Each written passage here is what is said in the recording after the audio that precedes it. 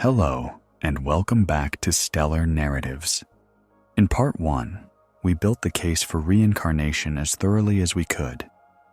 We examined children who claimed to remember past lives, children like James Leininger, who described his death in World War II with impossible accuracy, Shanti Devi, who led investigators to money hidden in a courtyard, Ryan, who identified a Hollywood extra from the 1930s with 52 verified details. We looked at phenomena, déjà vu, xenoglossy, inexplicable phobias, birthmarks matching fatal wounds. We explored the billions of people across millennia who have structured their entire worldview around the belief that consciousness survives death and returns. And if that were the whole story, the case for reincarnation would seem overwhelming. But it's not the whole story. For every compelling case, there's a question that needs answering. For every piece of evidence, there's an alternative explanation. And some of those explanations are just as fascinating as reincarnation itself. In part 2, we're going to do what any good investigation demands. We're going to cross-examine the witnesses, test the claims, look for the cracks in the foundation. We're going to ask, what if these children aren't remembering past lives? What if something else, something equally remarkable, but entirely different, is happening? But here's what intellectual honesty also demands. We examine the skeptical arguments just as rigorously as we examined the reincarnation claims. We'll look at where skeptics are right and where their explanations might fall short. This isn't about debunking, it's about understanding, because the truth, whatever it is, deserves our full attention. Let's examine both sides fairly. Let's start with a fundamental question. How reliable is human memory? The answer might surprise you. Skeptics have developed a toolkit of explanations for past life memories. Confabulation, Cryptomnesia, leading questions, selection bias. These are real psychological phenomena, well documented, powerful. But here's what intellectual honesty demands. We examine these explanations as rigorously as we examine the reincarnation claims themselves. Let's look at what skeptics get right and where their arguments might fall short. Confabulation, the brain as storyteller. In the 1990s, Dr. Elizabeth Loftus, a cognitive psychologist, conducted a series of experiments that would fundamentally change how we understand memory. She showed research participants footage of a car accident. Later, she asked them questions about what they'd seen. But here's the twist. She varied the language of her questions. To one group, she asked, "How fast were the cars going when they hit each other?" To another group, "How fast were the cars going when they smashed into each other?" 1 week later, she asked all participants, "Did you see any broken glass?" The group who heard the word smashed were far more likely to report seeing broken glass, even though there was no broken glass in the footage. The word smashed had created a false memory. This is called confabulation. The brain, faced with gaps in memory, fills them in. It creates details that feel absolutely real but never actually happened. And here's what's truly remarkable. The people reporting these false memories aren't lying. They genuinely believe they're remembering accurately. The memory feels real because, to their brain, it is real. This is documented. This happens. This is real. So skeptics ask, could this explain past life memories? Children are particularly susceptible to creating false memories. Their brains are developing. Their sense of reality is more fluid. And they might be right. But here's the counter-argument that needs to be considered. Confabulated memories in research studies tend to be simple. A single detail, a feeling, something vague. But the strongest past life cases involve dozens of specific, verifiable details: names, locations, technical information, family relationships, provided spontaneously over years, not just once. Is confabulation powerful enough to explain that level of detail and consistency? Maybe. The brain is remarkably capable. But it's worth noting, confabulation studies don't typically produce that kind of complex, sustained, internally consistent false narrative. I'm not saying confabulation can't explain past life memories. I'm saying we should acknowledge that the explanation requires assumptions about what the brain can do that go beyond what's been demonstrated in laboratory settings. Both positions, reincarnation and confabulation, require faith in something we can't fully prove.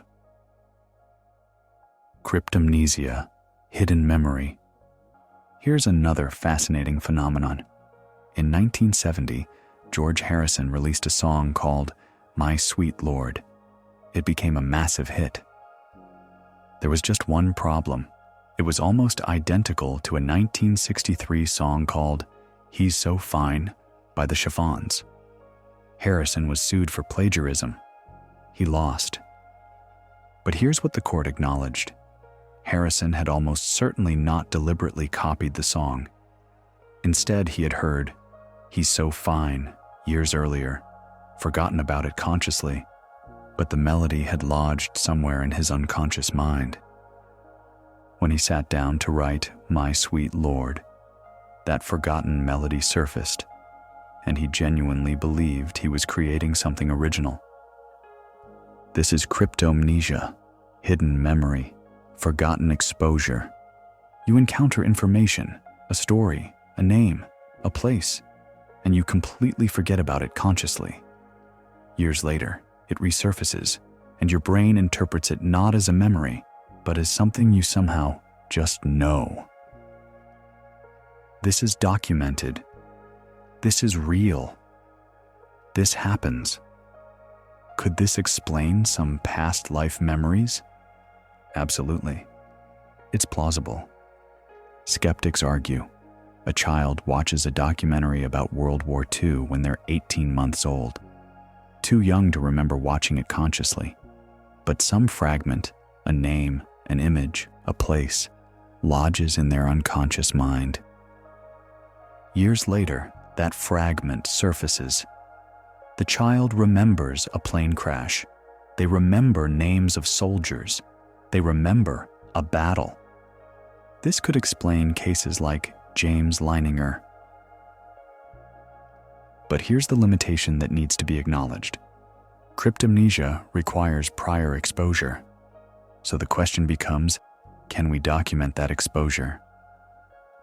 In James Leininger's case, skeptics argue he must have been exposed to information about World War II, James Houston Jr., and the USS Natoma Bay somehow. His parents insisted they hadn't shown him war content. Who's right?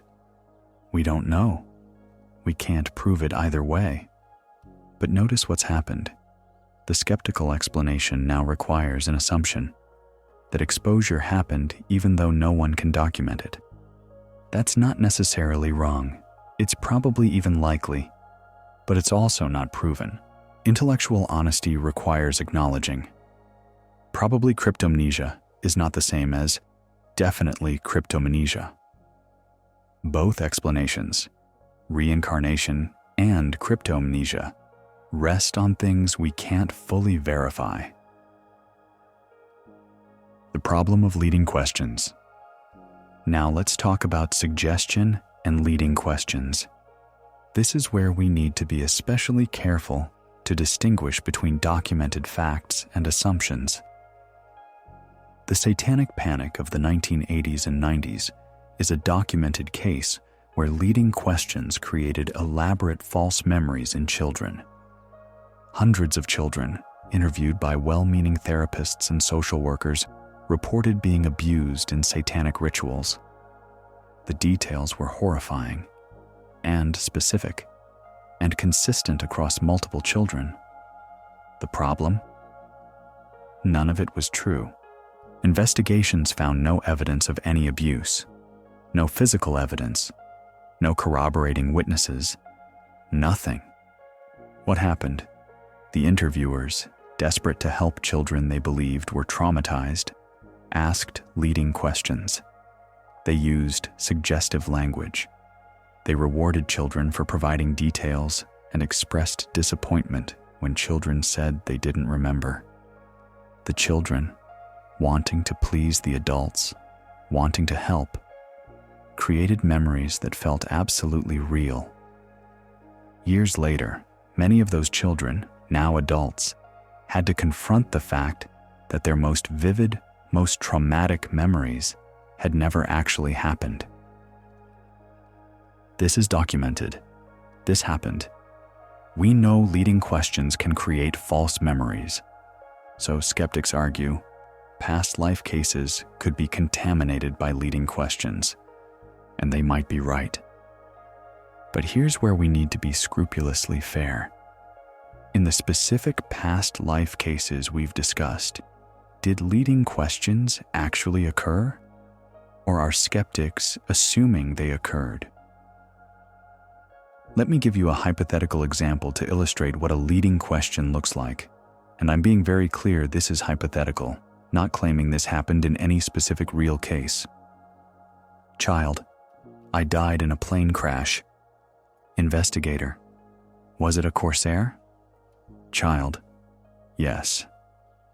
That would be a leading question. It suggests an answer rather than inviting genuine recall. A non-leading question would be, what kind of plane was it? The difference matters enormously. But here's the problem. In most documented cases, we don't have recordings of every conversation. We don't know exactly how every question was phrased. In James Leininger's case, his parents report that James volunteered Corsair before they knew what it meant, that they had to look it up. Skeptics suggest the parents might be misremembering, that they might have inadvertently fed James information. The parents insist this isn't what happened. Who's right? We can't know for certain. We don't have recordings of private family conversations. And that's the uncomfortable truth. Both the reincarnation explanation and the skeptical explanation require assumptions about what happened in conversations no one was recording. Fairness requires acknowledging uncertainty on both sides. What we can say is this: the risk of leading questions is real. It's documented. Any investigation must guard against it carefully. But assuming it happened without evidence is also problematic. Selection. Bias. The cases we don't hear about. Here's a powerful skeptical argument that deserves serious consideration. Dr. Ian Stevenson documented over 2,500 cases of children claiming past life memories. That sounds impressive. Until you ask, how many cases did he investigate that didn't check out? We don't know, because those cases weren't published. This is called selection bias. We only hear about the hits, not the misses. This is a fair criticism. Think about it. For every case like James Leininger, where the details checked out, how many children made claims that, when investigated, turned out to be completely wrong? How many children said, "I was a soldier in France," and investigators found nothing? How many children provided names that didn't exist, described places that weren't real, gave details that contradicted historical records? We don't know, because failed cases don't make compelling reading. They don't get written up in journals. They don't get featured in documentaries. But they're crucially important for understanding the actual success rate of these claims. If you investigate 10,000 cases and 2,500 of them have some verifiable details, that's a 25% success rate. Interesting, but hardly overwhelming proof of reincarnation. This is a legitimate point that reincarnation researchers should address more transparently. But here's the counter question that skeptics also need to answer. What is the actual success rate? Skeptics assume it's low, but they don't have data either. And here's something critics rarely mention. Even a 1% success rate would be remarkable if those cases truly can't be explained by normal means. Fraud, cryptomnesia, leading questions, coincidence. If even one case, just one, involves knowledge that genuinely can't be explained through any conventional mechanism, how significant is that to the argument for? This is the million-dollar question we need to ask ourselves. So the question isn't just how many cases are there.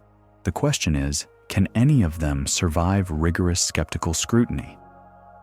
Let's examine some cases that might. Community contamination. One more skeptical argument worth considering. Many of the most compelling cases come from regions where reincarnation is widely believed. India, Thailand, Sri Lanka. In these communities, belief in reincarnation isn't fringe, it's mainstream. It's part of the cultural fabric. Children grow up hearing stories about past lives. They're exposed to the concept from infancy. They learn that if you remember a past life, you're special. You get attention. Is it possible that children in these communities are unconsciously absorbing cultural expectations and producing the memories that their community expects? This is plausible. But here's the limitation of this argument. Not all compelling cases come from reincarnation-believing cultures. James Leininger came from Louisiana. His parents were Christian. They didn't believe in reincarnation and were actually disturbed by James's claims. Cameron Macaulay came from Scotland. Not a reincarnation-believing culture. So community contamination might explain some cases, but it can't explain all of them. Where does this leave us? We have powerful psychological mechanisms that can create false memories. Confabulation, the brain fills in gaps. Cryptomnesia, forgotten exposure resurfaces. Leading questions, suggestions create details. Selection bias, we only hear about successes. Community contamination, cultural expectations shape experiences. Each of these is real, documented, powerful. But each also has limitations when applied to the strongest past life cases. The question isn't whether these mechanisms exist. They do. The question is whether they fully explain the evidence, or whether some cases might resist these explanations. Let's look at some of those cases. We've looked at the skeptical toolkit. We've examined its power and its limitations. Now let's do what fairness demands. Examine the strongest cases, the ones that resist easy skeptical explanation. Not to prove their genuine past life memories. We can't prove that. But to show why this debate continues, why intelligent people on both sides find their positions compelling. Case 1. Swarnlata Mishra, the documented timeline. Chhatarpur, India. 1948. A 3-year-old girl named Swarnlata Mishra began making strange statements to her family. She told them she had lived before in a town called Kotni, about 100 miles away, a place she had never visited. She said her name had been Bia. She described a white house with black doors. She mentioned specific family members by name. She sang songs she said she had known in her previous life. Her father, Shri H. N. Banerjee, was a district education officer, educated, rational, not particularly interested in reincarnation beliefs. But he was concerned, so he began taking notes, written records, dated. This is important. The documentation began before any investigation. When Swarnlata was 10 years old, 7 years after her initial claims, Professor H.N. Banerjee, no relation, a researcher interested in reincarnation cases, began investigating. He traveled to Katni and found a family that matched Swarnlata's description, the Pathak family. They had lost a daughter named Bia Pathak, who died in 1939, 9 years before Swarnlata was born. The Pathak family had lived in a white house with black doors, exactly as Swarnlata described. The family members Swarnlata had named by name existed. The details she'd provided about their house, their lives, their relationships, they matched. But here's where it gets interesting. The researcher did something clever. He didn't tell Swarnlata's family all the details he'd found. Instead, he arranged for members of the Pathak family to visit Swarnlata, unannounced, with no warning. When they arrived, Swarnlata recognized them. She identified specific family members by name, people she had mentioned years earlier. She demonstrated knowledge of family events that had occurred before Bia's death. She sang the songs she'd mentioned, which the Pathak family confirmed Bia had sung. Then the researcher did something even more clever. He introduced Swarnlata to people she had never mentioned, strangers, people who were not Bia's relatives. Swarnlata correctly identified that she didn't know them. This is significant. If she were just guessing or being led, she'd likely have recognized these strangers too. But she didn't. Now, let's apply skepticism fairly. Could this be cryptomnesia? Swarnlata would have needed exposure to detailed, specific information about the Pathak family before her claims began. Is that possible? Perhaps. But how? The families lived 100 miles apart. There's no documented connection between them before the investigation. Could Swarnlata have overheard conversations, seen documents, been told stories as a very young child and forgotten? Possibly. But that requires assuming undocumented exposure happened. Could this be leading questions? The written records exist from before the investigation began. The details were documented before anyone tried to verify them. Could investigators have contaminated later memories? Possibly. But the initial claims were documented by her father before researchers were involved. Could it be fraud? The family had nothing to gain. In fact, reincarnation claims in India often created social complications, not benefits. Could it be coincidence? With dozens of specific details that all checked out? I'm not saying skeptical explanations are impossible. I'm saying they're not obvious. They require assumptions. And that's the point. Intellectual honesty means acknowledging when the skeptical case isn't airtight either. Both explanations, reincarnation and coincidence plus cryptomnesia plus leading questions, require believing in things we can't fully verify. Case 2. Cameron Macaulay, the boy who lived before. Scotland, early 2000s. A young boy named Cameron Macaulay began telling his mother, Norma, about his other family on the island of Barra, a remote Scottish island he'd never visited. This wasn't a one-time statement. Cameron talked about it constantly from around age 2. He described a white house on a beach. He said his father's name was Shane Robertson. He said he had brothers and sisters. He described playing on the beach, watching planes land on the sand. He was homesick for a place he'd never been. His mother was confused and concerned. Cameron wasn't from a family that believed in reincarnation. This was Scotland, not a culture where past life memories were expected or encouraged. Eventually, hoping to end what she thought was a fantasy, Norma took Cameron to Barra. A documentary crew from a British television show filmed the journey. This is significant.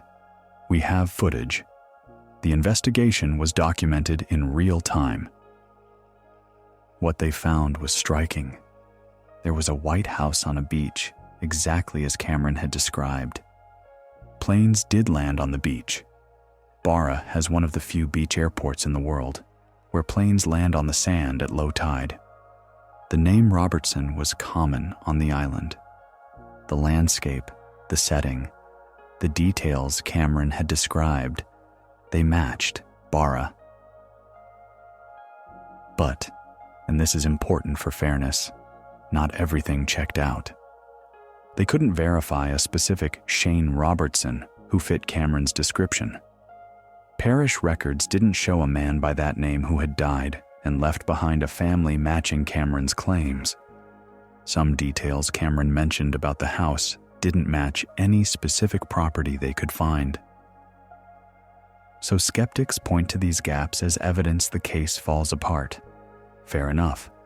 But supporters point out Cameron provided specific unusual details about Barra, the beach airport, the white houses on the shore, the landscape, with no apparent prior exposure. How?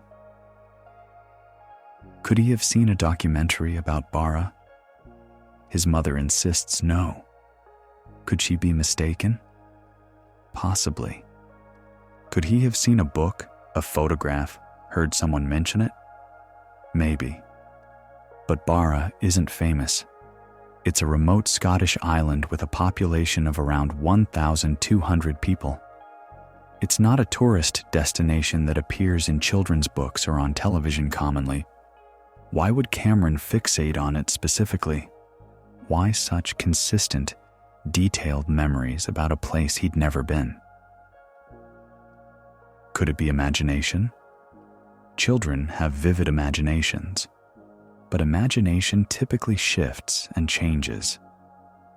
Cameron's story remained consistent over years, and it included details, like planes landing on a beach, that are unusual enough that randomly imagining them and having them be accurate is remarkable. Here's what's fair to say about this case. It has elements that resist skeptical explanation: the specificity, the consistency, the unusual details that turned out to be accurate. But it also has gaps, details that couldn't be verified, a claimed identity that couldn't be confirmed.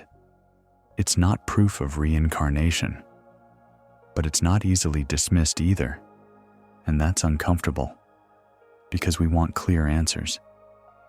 But intellectual honesty means sitting with the uncertainty. Case 3. Purnima Ekanayake, the Birthmark Correspondence, Sri Lanka, 1985. A girl named Purnima Ekanayake was born with severe, unusual physical marks, a group of discolored patches on her chest, and a malformed right hand with fused fingers.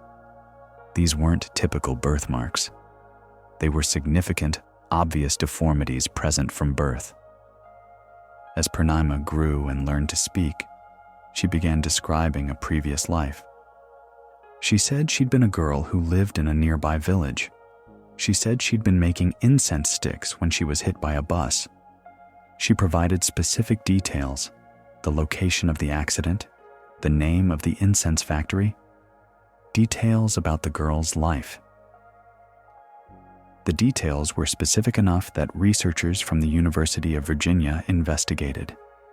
They found records of a girl who had been killed by a bus in the 1970s, before Purnima was born. The girl had worked at an incense factory in the village Purnima had mentioned. The autopsy report showed the girl had been struck in the chest, where Purnima's birthmark was located. The girl's right hand had been crushed in the accident, matching Purnama's malformed right hand. This is the kind of case Ian Stevenson documented extensively: birthmark correspondences. Stevenson investigated over 200 cases where children had birthmarks or birth defects that matched injuries from the person they claimed to have been. Critics say most don't hold up under close scrutiny. Supporters say even if only a fraction are genuine, they're unexplainable by conventional means. Now let's apply skepticism. Could the birthmark correspondence be coincidence? Birthmarks are common. Birth defects happen. But birthmarks that match the specific location and pattern of fatal injuries from a documented death? The odds of that happening by pure chance are difficult to calculate, but low. Could Purnama have been told about the accident and incorporated it into a false memory? Possibly. Once the birthmark existed, someone might have mentioned the accident, and Purnama built a narrative around it. But how does that explain the birthmarks being present from birth, before she could have heard the story?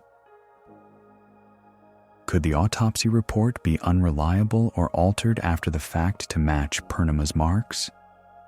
This is hard to verify without access to original documents, which most investigators don't have. Could doctors or researchers be biased, seeing matches that aren't there? Perhaps. Pattern seeking is a human tendency. Here's the problem. Any explanation requires assumptions. Reincarnation requires assuming consciousness can transfer between bodies and somehow influence physical development. That's a big assumption. But the skeptical explanation requires assuming either an extraordinary coincidence or undocumented fraud or false memory created around a pre-existing birthmark. Those are also assumptions. Ian Stevenson documented hundreds of birthmark cases. Critics argue most are explained by coincidence or investigator bias. But even if 90% of them are coincidence, what about the other 10%? What if even 5 cases, just 5, involve birthmarks that genuinely correspond to documented injuries in a way that can't be explained by chance? Would that be significant? I don't know the answer. Neither do skeptics. Neither do believers. But intellectual honesty requires acknowledging the birthmark cases are either extraordinary coincidences or they're evidence of something we don't understand. Both positions require faith in something unprovable. Here's what these 3 cases demonstrate. The strongest reincarnation cases have elements that resist standard skeptical explanations. They involve documentation before verification, unusual details, correspondences that seem beyond chance. But they're also not definitive proof. There are gaps, uncertainties, alternative explanations that, while requiring assumptions, are possible. And that's the honest conclusion. The evidence is suggestive, but not conclusive. Frustrating if you want certainty. But it's the truth. We've examined strong cases. Now fairness demands we examine weak ones. Cases that, when investigated rigorously, fell apart. Because these failures tell us something important. Not all past life claims are created equal. The Bridey Murphy case, a cautionary tale. Year 1952, Colorado, USA. A businessman named Maury Bernstein hypnotized a housewife named Virginia Teague. Under hypnosis, Virginia began speaking in an Irish accent. She claimed to be Bridey Murphy, a woman who had lived in Cork, Ireland in the 19th century. Virginia, speaking as Bridey, provided stunning details about 19th century Ireland. She described streets in Cork. She named shops. She sang Irish songs. She knew Irish dances. She used period-specific language. Bernstein was amazed. He wrote a book, The Search for Bridie Murphy. It became a bestseller. Reincarnation became a national sensation in 1950s America. Newspapers sent reporters to Ireland to verify Bridie Murphy's claims. And that's when the story fell apart. Virtually none of Bridie's specific claims about Cork checked out. The streets she described didn't exist in historical records. The people she named couldn't be found. Details about Irish life were wrong or anachronistic, but more damning. Reporters discovered something about Virginia Teague's childhood. She had grown up across the street from a woman named Bridie Murphy Corkell, an Irish immigrant who had told young Virginia stories about Ireland. As a child, Virginia had been exposed to Irish songs, Irish accents, Irish customs from this neighbor. Years later, under hypnosis, those forgotten childhood memories surfaced, not as memories of listening to a neighbor, but as memories of being Irish in a past life. Cryptomnesia, confabulation, hypnotic suggestion, all working together to create a compelling, detailed, utterly false past life memory. This case is important because it shows compelling stories can be completely false. Details that seem impossible to know can come from forgotten exposure, and it reveals the dangers of hypnotic regression, which we need to discuss. The problem with past life regression therapy. Thousands of people have remembered past lives under hypnosis. They've spoken in accents, described historical periods, provided details, experienced intense emotions. But research consistently shows hypnosis doesn't make memory more accurate. It makes memory more confident. People under hypnosis confabulate freely. The brain, desperate to answer the hypnotist's questions, creates elaborate false memories, and those memories feel absolutely real. Studies have shown people under hypnosis remember being abducted by aliens. They remember impossible events. They remember things that demonstrably never happened, not because they're lying, but because hypnosis makes people highly suggestible. The hypnotist asks, "What do you see in your past life?" The subject's brain, wanting to answer, creates something. Pulls from movies they've seen, books they've read, stories they've heard. And once created, that false memory becomes indistinguishable from real memory. This is why past life regression therapy is considered pseudoscience by mainstream psychology. Not because people are lying, but because the process itself manufactures false memories. This is documented. This is understood. This is real. And it's why the strongest reincarnation cases don't come from hypnosis. They come from young children speaking spontaneously, before anyone is asking questions, before hypnosis or suggestion. The failures of hypnotic regression don't disprove reincarnation, but they do show. We need to be extremely careful about how we investigate these claims. The Bridie Murphy case and hundreds like it remind us the brain is capable of creating extraordinarily convincing false memories. Just because something feels real doesn't mean it is. And any investigation that isn't rigorous, that doesn't control for suggestion and contamination, can produce results that seem compelling but are ultimately meaningless. That's why the strongest cases matter, and why the failed cases matter too. They help us understand what constitutes good evidence versus bad evidence. In part 1, we explored religious traditions that embrace reincarnation: Hinduism, Buddhism, Jainism, Sikhism. But billions of people belong to religions that explicitly reject it, not because they're ignorant, not because they haven't considered the evidence, but for deep theological and philosophical reasons. Let's examine why, respectfully, but honestly. Christianity: one life, one judgment. Christianity is the world's largest religion, with over 2.4 billion adherents, and mainstream Christianity has consistently rejected reincarnation for nearly 2,000 years. Why? Because reincarnation fundamentally contradicts core Christian doctrines. The book of Hebrews states it explicitly. It is appointed for man to die once, and after that comes judgment. Not die multiple times. Once. Christianity teaches a linear view of existence. You are born. You live one life. You die. You face judgment. You spend eternity either in communion with God or separated from God. This isn't a minor detail, it's foundational.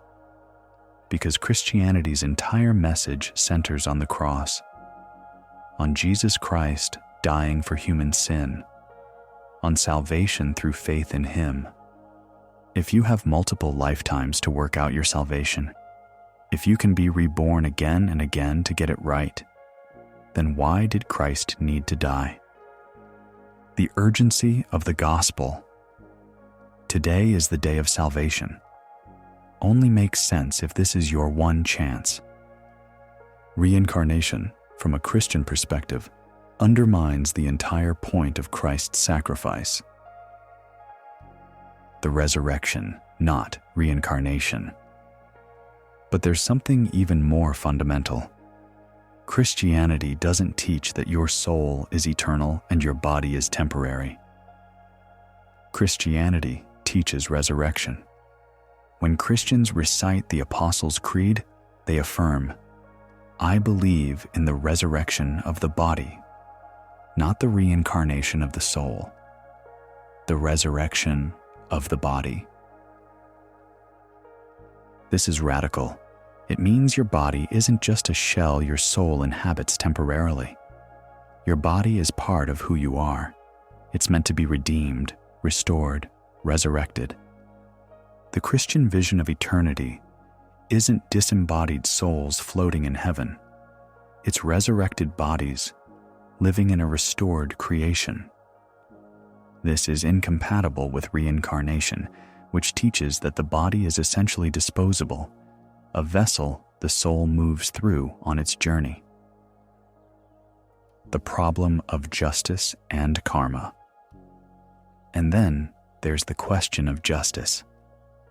If reincarnation is true, and karma determines your next life, then suffering in this life is punishment for actions in a previous life. A child born into poverty, paying for past life sins. A person born with a disability, reaping past life karma. A victim of injustice, deserving it because of past life actions. Christianity rejects this utterly. When Jesus' disciples saw a man born blind, they asked, "Who sinned, this man or his parents, that he was born blind?" Jesus answered, "Neither this man nor his parents sinned. This happened so that the works of God might be displayed in him." Suffering in Christian theology is not punishment. It's the result of living in a broken world, a world that God is in the process of redeeming. Reincarnation's answer to suffering is, "You deserved it." Christianity's answer is, "This is not how things are supposed to be, and God is making all things new." Islam. Similar objections. Islam, the world's second largest religion with over 1.9 billion followers, also firmly rejects reincarnation. The Quran is explicit. How can you disbelieve in Allah when you were lifeless and he brought you to life. Then he will cause you to die. Then he will bring you back to life, and then to him you will be returned. One life, one death, one resurrection, one judgment. The Day of Judgment is central to Islamic theology. Like Christianity, Islam sees reincarnation as incompatible with God's justice and the finality of resurrection.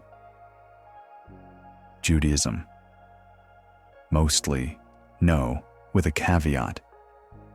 Traditional Judaism also does not teach reincarnation. The Hebrew Bible focuses on this life, on living righteously before God, on being remembered by future generations. However, there is one exception. Kabbalah, Jewish mysticism, includes a concept called Gilgul, the idea that souls can be reincarnated to complete unfinished tasks. But this is a minority view within Judaism, not mainstream belief. And even in Kabbalah, Gilgul is quite different from Hindu or Buddhist reincarnation. The philosophical problem. Beyond theology, there are philosophical objections to reincarnation. If you lived a previous life but have no memory of it, in what sense is it you? Your identity, what makes you uniquely you, is bound up in your memories, your experiences, your continuity of consciousness. If all of that is erased between lives, then the person who lived before isn't you. It's someone else who happens to share your soul. And if it's not really you, then what's the point? This is a problem that Buddhist philosophy grapples with extensively, and it's one reason why Buddhism denies a permanent self altogether. There is no you that persists, only a stream of consciousness. But if there's no persistent self, then in what sense is reincarnation meaningful? So, where does this leave us? Over half of humanity belongs to religions that reject reincarnation, not out of ignorance, but for coherent theological and philosophical reasons. This doesn't prove reincarnation is false, but it means we can't dismiss religious objections as mere prejudice. Billions of thoughtful people have considered reincarnation and found it incompatible with their understanding of God, justice, identity, and human existence. That's worth taking seriously. We've examined the skeptical case thoroughly. We've seen how memory can deceive us, how neuroscience can explain phenomena without invoking past lives, how major world religions reject reincarnation for coherent reasons. And yet, belief in reincarnation persists, powerfully, across cultures, across millennia. Why? This leads us to the problem of death. At its core, reincarnation is an attempt to answer humanity's most fundamental terror: death. We are, as far as we know, the only species that knows it will die. And not just abstractly. We know we will cease to exist. That knowledge is terrifying, unbearable even. Every human culture has developed ways to cope with this terror. Some teach resurrection. Some teach eternal life in paradise. Some teach reincarnation. But they're all addressing the same fear: that death is the end, that we will lose everyone we love, that we ourselves will be extinguished. Reincarnation offers comfort. It says, death is not the end. You will return. Your loved ones will return. This isn't your only chance. The problem of injustice. And then there's the problem of justice. Why are some children born into wealth and others into poverty? Why do some people live long, healthy lives while others suffer from birth? Why do good people experience terrible tragedies while cruel people seem to prosper? These are unbearable questions. And reincarnation offers an answer: karma. The child born into suffering is paying for past life actions. The person who prospers without deserving it will pay in the next life. Justice will be served across lifetimes, even if not in this one. Is this answer true? We've seen the problems with it. It can lead to victim blaming, to seeing suffering as deserved. But it's an answer, and for many people, an imperfect answer is better than no answer at all. The human need for meaning. We desperately want our lives to mean something. The idea that we live once, die, and are forgotten is almost too bleak to bear. But reincarnation says, your life is part of a grand journey. You're learning, evolving, moving toward enlightenment or reunion with the divine. Your suffering has purpose. Your growth matters. Nothing is wasted. This is psychologically powerful. Whether or not it's true, it provides meaning in a universe that often feels meaningless. And here's what's undeniable. Reincarnation, whether true or not, serves a deep human need. The need to believe that death is not the end. The need to believe that injustice will ultimately be corrected. The need to believe that our lives mean something in the grand scheme of things. These needs are real. They're universal. They're part of what makes us human. And any worldview that doesn't address these needs will struggle to satisfy the human heart. So what's the verdict? After examining the evidence for reincarnation in Part 1 and the skeptical case in Part 2, where do we land? Here's the truth that anyone honest has to admit. We don't know. And anyone who tells you they know for certain, whether reincarnation is real or whether it's definitively false, is either lying to you or lying to themselves. The evidence is too complex, too contradictory, too dependent on interpretations and assumptions on both sides. We have cases that resist standard skeptical explanations. Children like Swarnlata, Cameron, James, who knew things they seemingly shouldn't have known. But we don't have proof. We can't rule out cryptomnesia, leading questions, and coincidence definitively. We have skeptical explanations that are plausible: confabulation, hidden memory, suggestion. But we don't have certainty. Those explanations require assumptions too. Both positions require faith. Faith in different things. Faith that materialism explains consciousness, that the brain produces awareness, that when the brain dies, you die permanently. Or faith that consciousness transcends the material, that there's something about awareness that can't be reduced to neurons firing, that maybe, just maybe, it continues. So here's what we can say with honesty. The strongest cases remain genuinely unusual.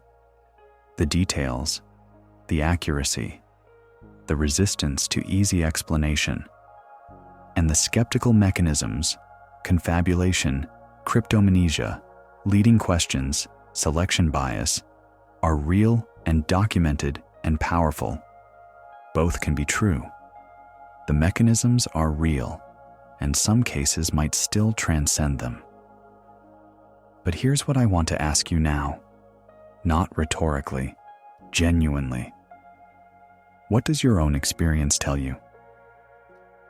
Have you ever looked into a child's eyes and wondered, where did you come from? What are you carrying that I can't see? Have you ever visited a place you'd never been and felt not just familiarity, but recognition? Have you ever met someone and felt not just connection, but the uncanny sense that you'd known them before? Have you ever experienced a moment of knowing, not thinking, not guessing, but knowing? something you had no way of knowing? These experiences are real. Whatever their cause, they're part of human existence. Maybe they're glimpses of past lives breaking through. Maybe they're the brain misfiring, creating feelings of familiarity for things genuinely new. Maybe they're both. The brain attempting to process something deeper than it has the capacity to fully understand. The question isn't what I believe, or what scientists believe, or what theologians believe. The question is, what do you believe when you sit quietly with the mystery of your own consciousness? When you contemplate the fact that you exist, that you're aware, experiencing this moment, thinking these thoughts, what does that tell you about the nature of reality? Does it feel like this is your only existence? Like consciousness is just what brains do, and when your brain stops, you stop? Or does something in you whisper that you've been here before, that you'll return again, that consciousness is something more fundamental than the physical? I can't answer that for you, but I know this. The question matters, because how you answer it shapes how you live. If this is your one life, if death is truly the end, then every moment carries the weight of finality. No second chances, no do-overs. This is it. That can be terrifying, or it can be liberating. It can make every moment sacred. Make it count. If consciousness continues, if you'll return again and again, then this life is one chapter in a longer story. Learn what you came here to learn. Love deeply. Grow. Evolve. Because this is practice for what comes next. Either answer can lead to a life well lived. Either answer can lead to a life wasted. The truth, whatever it is, doesn't care what we believe. But what we believe shapes us. So here's my invitation. Don't rush to certainty. Don't dismiss the experiences of billions who believe in reincarnation. They're not all deluded. They're not all wrong.